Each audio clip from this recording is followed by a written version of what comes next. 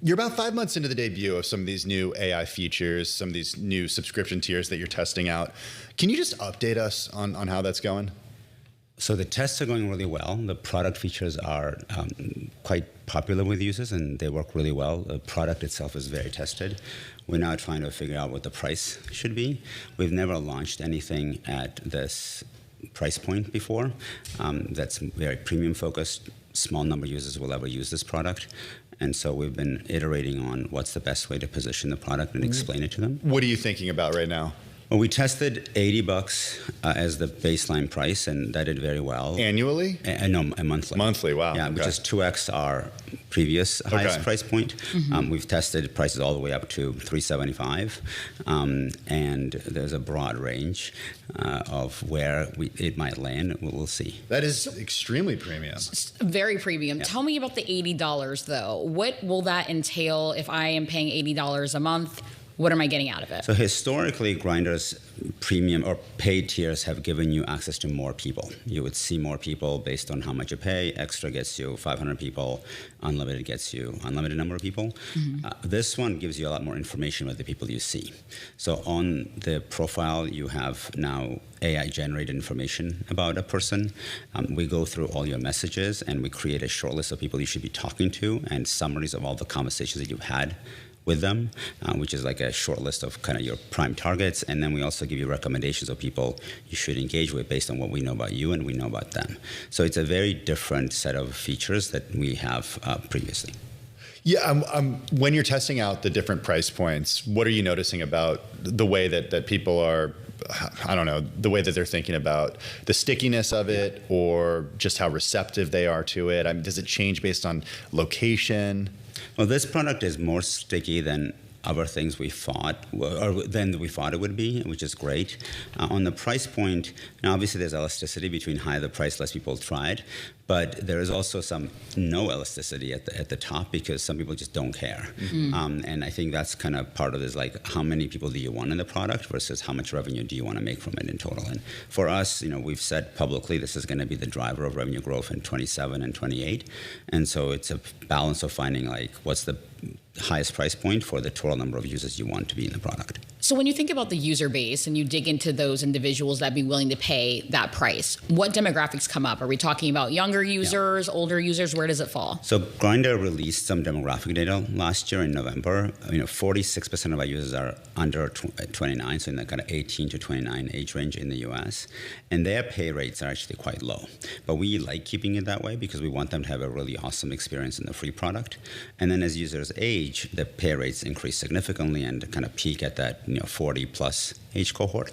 This product is very much targeted at the older user who the ones with more money. Yes, because they have a lot more disposable income. Exactly. I'm curious about the way that Gen Z is interacting with the app and the way that you've had to make changes to have Gen Z interact with the app. And we actually haven't changed anything specifically for Gen Z. We have tried to innovate a lot more in the app overall. My general view is that Gen Z actually is totally fine dating online. They just want products to be innovating and creating new features. In what way, though? So we added things like albums. We added saving all your messages so they don't get lost from phone to phone, which was a big deal on Grindr.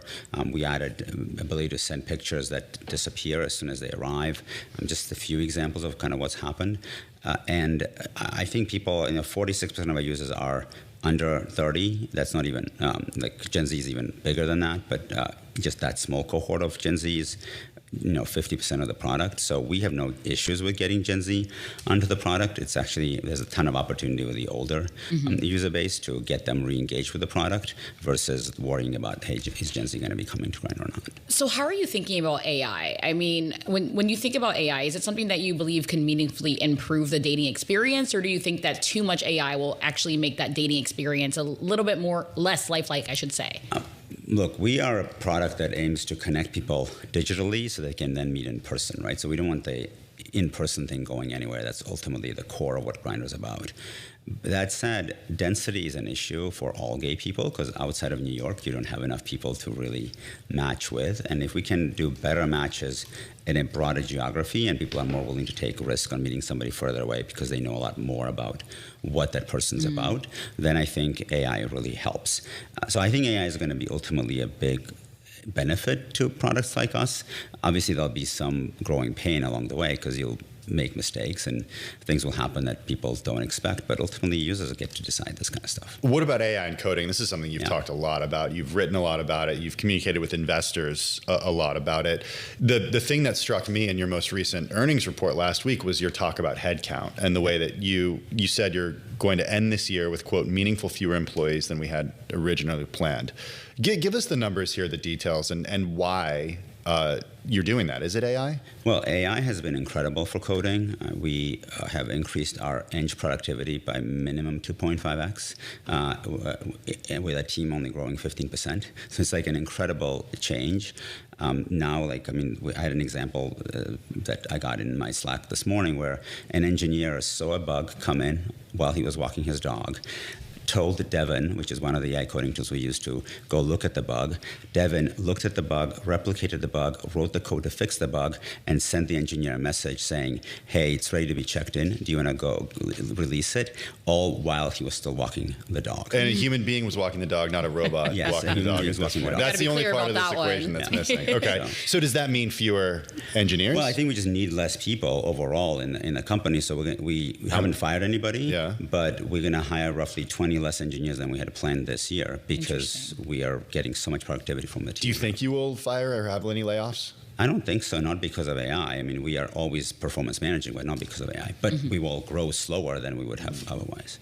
You've also invested a lot in product development, especially around the release of Edge. So once Edge is actually fully rolled out and driving revenue in 2027, is there room for product development expense to moderate? Not really, I don't think, because we want to invest in the future, right? I mean, Grindr already has incredible margins. So I think we're guiding the year to be 42.5. So can we be a little bit better than that? Sure, but I'd rather take the savings that we see from less people and actually invest it back into the product and into making the product a lot better, because we want this company growing at the pace that it's growing, not just for the next couple of years, but for the next 10. Can you just help us understand the competitive landscape a little bit? There was some news earlier this year that Match Group invested $100 million in Sniffies. The investment gives them the option to buy a remaining stake in Sniffies. What's the competition that you're seeing from them right now? We've had a ton of competition always, both from straight products that have gay users and gay-specific products. Sniffies is one. There's another company called Scruff. There's a company called Tumi. There's a bunch of companies. I'm very glad that Sniffies got the deal done that they did.